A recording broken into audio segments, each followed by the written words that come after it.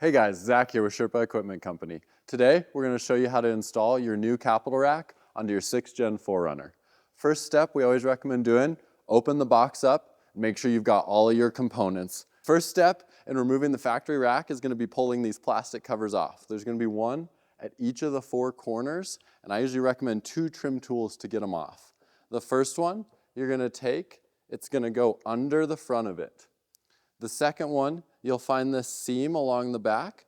Go ahead and follow that to the inside edge. Get your trim tool into it. And so you'll be pulling up towards yourself with this one and then outward with this inner clip. So at the same time, they'll both come forward. It'll break that free and it'll unclip that cover. And you'll do the same at all 4 corners. So you'll take your first trim tool. You're going to hook it under the end, because that's when you'll be pushing up on. You take the other trim tool, get on the inside edge here. You're going to pry that one inside, and it actually just did it. It unclips that side. If you need to, you can pull up on that trim tool and it'll do the same thing. But that piece is now loose, and it's just a matter of unclipping the other plastic parts and pulling back. Next step, once you have that plastic cover pulled off, you're going to take your 12mm socket, and we're going to go ahead and pull these 2 bolts out. I always recommend doing this by hand just to make sure that nothing goes wrong. These bolts are held in by a clip that's within the headliner, so you want to break them free and remove them evenly. So we'll break free this first one, get it a little bit started, and then we'll go to the other one and do the same thing. And then I just recommend going back and forth between the 2, trying to remove them as even as possible. Just helps ensure that that clip stays in the headliner and there's no extra work required. Once you've got these bolts loose, go ahead and remove both of them. Same with the ones in the rear, and you're going to be able to lift up and remove the actual factory cross rail. From here, go ahead and wipe off the roof and we're ready to install the Sherpa. The next step in preparing the Sherpa rack for installation is going to be to actually piece together your adjustable front mounts. You're going to take the 2 mounts themselves, the 2 top plates, you're going to have carriage bolts, nylock nuts, and washers to match that as well. First step, you're going to want to grab one of the bottom plates and one of the top plates. Go ahead and grab your carriage bolts. Those are going to drop through on both sides. You can hold them in place, line them up with your mount, and then we're going to go ahead, we'll toss a washer on each side. Go ahead and hand thread on that nylock nut. And then you can take your 7/16" wrench, and we're going to go ahead and we're going to snug these up. You don't want them as tight as they can go quite yet, because we will want to adjust them last. I usually go until the nylock starts to go through a little bit like that, and then go to the other side. Now your mount should be able to slide up and down, but it's not going to fall apart. And we're going to repeat the process with the second one. Once we've got these mounts built, we're going to go ahead and grab 3 of our main crossbars. I've got 1 here for now, and we're going to go ahead and attach each set of our mounts to those crossbars. To do that, you're going to go ahead and grab 2 T-nuts for each mount.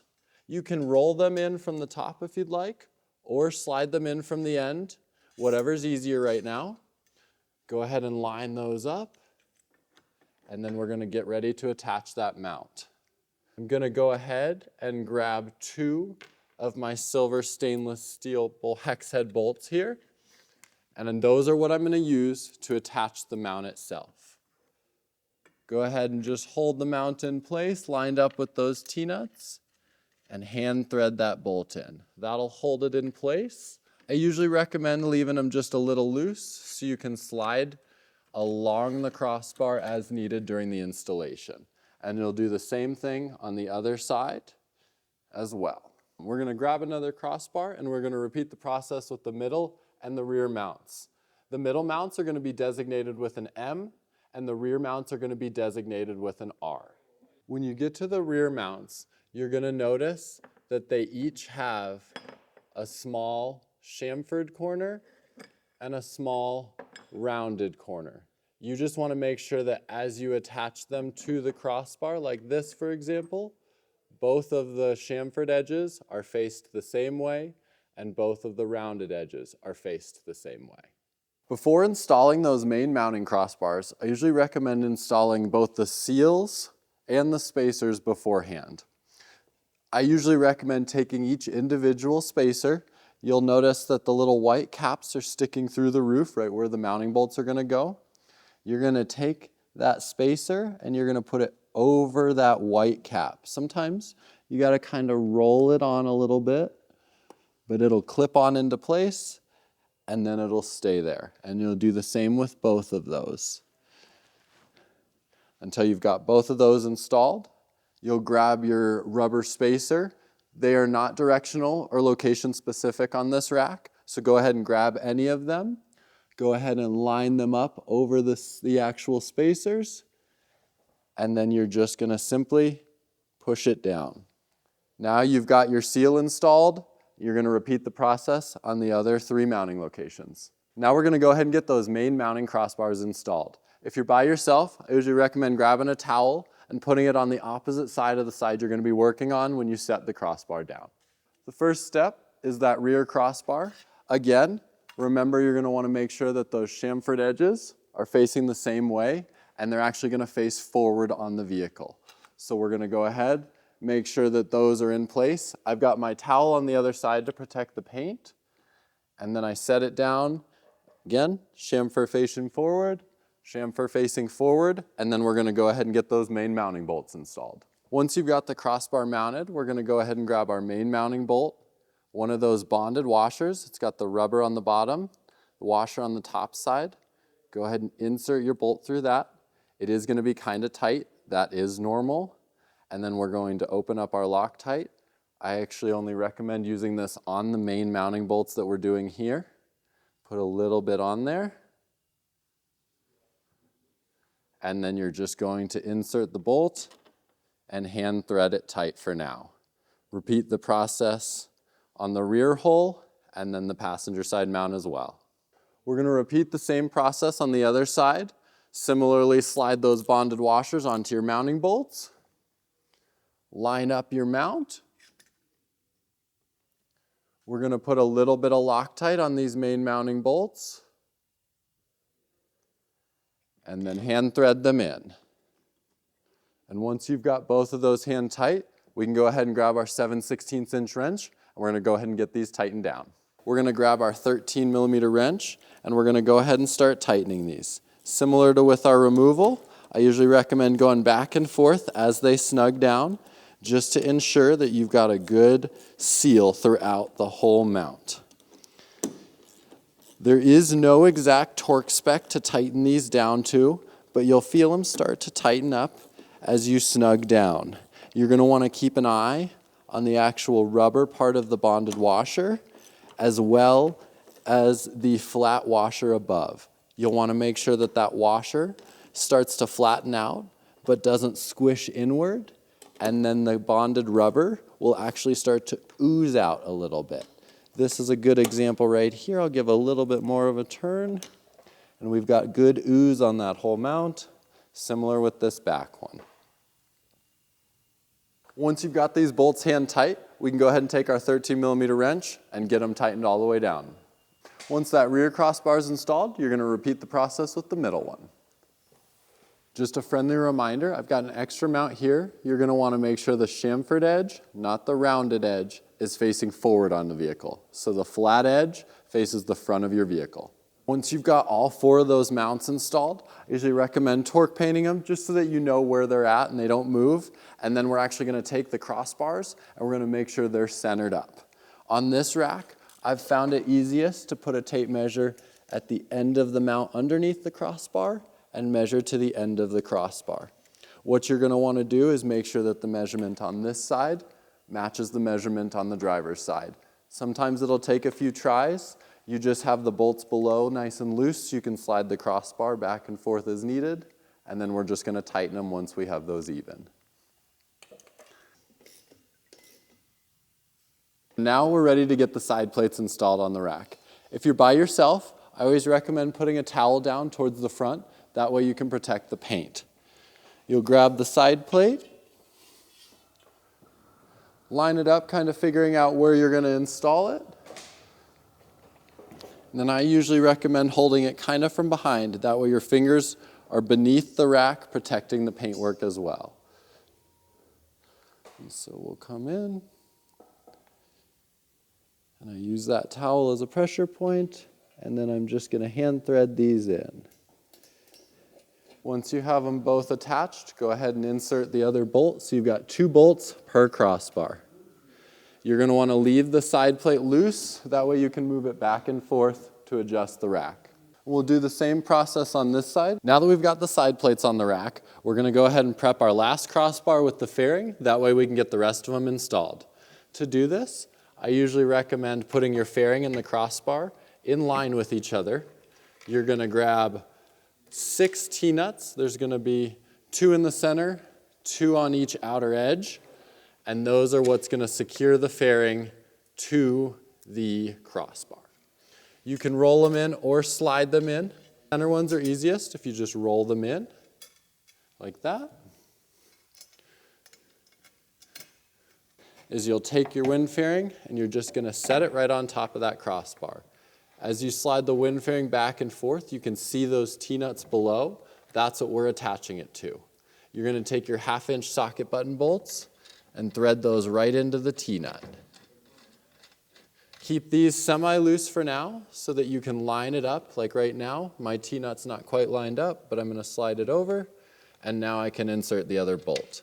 And you're going to repeat this process until you have all 6 bolts installed. Once those are all snug, go ahead and line up your wind fairing and your crossbar until they're flush on each end, and go ahead and tighten up those 6 bolts. Similar to the other T-nuts, they'll just get snugged up. There's no exact torque spec on those. Next step, we're going to come back to the rack and we're going to attach all of our crossbars. I usually start with the crossbar that has the adjustable mounts attached. That's going to go towards the front here, and it's going to utilize the small slots at the front here. Being a rubber base, you can kind of just let that crossbar sit, and then you're just going to line it up with the side plate here and thread those bolts in. Similar to the other crossbars, you're going to want to leave these hand tight for now. That way the side plate can still move backwards and forwards. Do be aware that this crossbar can move quite a bit just because we've not adjusted any of the tension quite yet. As we install the crossbars, only that rear mounting, that middle mounting, and those front adjustable mounting crossbars have to go in a specific location. All the other crossbars you can choose along the slots where you'd like to add them in. I usually recommend keeping your sunroof in mind if you want it to be clear. Now we're ready to get the wind fairing on. You want to make sure all 6 of those bolts are still nice and tight. You're going to want to make sure you've got towels underneath each side just to protect the paint, or you can have a friend on the other side grab it. But similar to the crossbars, you're just going to lean over, get that installed, and then put bolts right through this side plate here into that crossbar.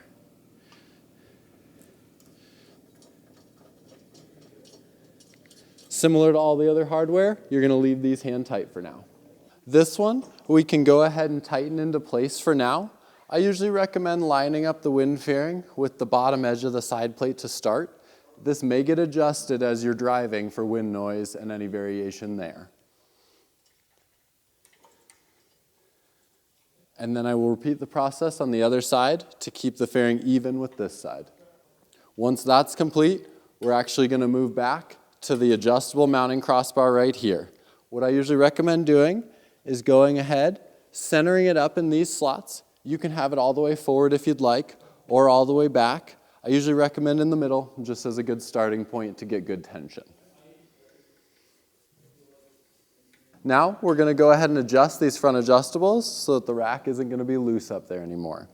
Usually I recommend taking a soft towel, soft piece of rubber, something like that, and you're actually going to put it between the body and the rack itself. easiest way I've found is kind of come underneath, lift up a little bit, and then roll that underneath. Now you've got upward tension, and this rack back here is loose. You're going to line it up with the rubber trim that's on the top. Center it up with that. You'll want to center this mount up on the rubber trim itself right here.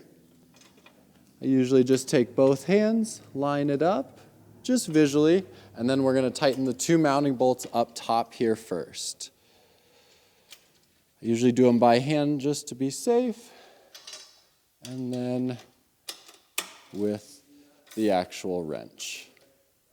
Once we've got the top bolts tightened, we're going to go ahead and do these outer bolts. With the towel still between the body of the vehicle and the rack side plates, putting pressure between the two, I usually use my thumb and push down, pushing this rubber mount into the roof. From there, you're just simply going to tighten the 2 carriage bolts on the back side. And then that's going to be sturdy and in place, and we're going to do the same thing on the other side. Now that we've got that front adjustable crossbar in place, we can go ahead and tighten up any of the loose crossbars that we've still got on the rack and get the nameplate installed. You're going to grab your 2 plates, your backer plate and the nameplate itself, line up those holes, and similar to how we attached the mounts, you're just going to line it up with that T-nut and hand thread it in. Again, leave it loose enough you can slide. This way you can line it up with the other T-nut. We'll go ahead and we'll tighten those up. And we're just snugging them similar to the other T-nuts we use throughout the rest of the rack. Now, you've got your capital rack installed on your 6th Gen 4Runner. If you've got any questions, concerns, or good ideas, reach out to our customer service team via phone, email, or our social media, and we'll get you answers.